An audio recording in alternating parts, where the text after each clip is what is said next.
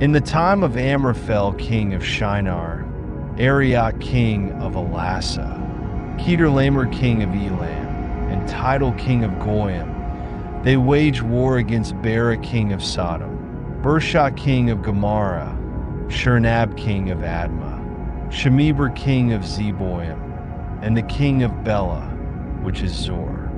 All these came together in the Valley of Siddim, that is the Dead Sea. For 12 years they had been subject to Chedorlaomer, but in the 13th year they rebelled. In the 14th year, Chedorlaomer and the kings allied with him came and defeated the Zeboiim at Ashtaroth Karnaim, the Zuzim and Ham, the Emim at Shave Kiriathaim, and the Horites in the hill country of Seir as far as El Paran, which is near the desert. Then they turned back and came to En-Mishpat, that is Kadesh, and devastated the entire territory of the Amalekites, as well as that of the Amorites who lived in Hazazon Tamar. Then the king of Sodom, the king of Gomorrah, the king of Admah, the king of Zeboiim, and the king of Bela, which is Zoar, went out and lined up for battle in the Valley of Siddim against them, against Chedorlaomer king of Elam, Tidal king of Goiim, Amraphel king of Shinar, and Arioch king of Ellasar, for kings against 5. Now the Valley of Siddim was full of tar pits, and as the kings of Sodom and Gomorrah fled, some fell into them, and the rest fled to the hills. The invaders took all the goods of Sodom and Gomorrah and all their food and went on their way. They also captured Lot, Abram's nephew, and his possessions, as he was living in Sodom.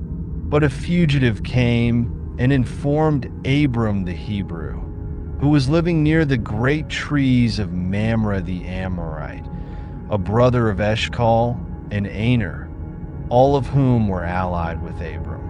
When Abram heard that his relative had been taken captive, he called out the 318 trained men born in his household and pursued them as far as Dan. During the night, Abram divided his men to attack them, defeated them, and pursued them as far as Hobah, north of Damascus. He recovered all the goods and brought back his relative Lot and his possessions, together with the women and the people. After Abram returned from defeating Chedorlaomer and the kings allied with him, the king of Sodom came out to meet him in the Valley of Shave, that is the king's valley.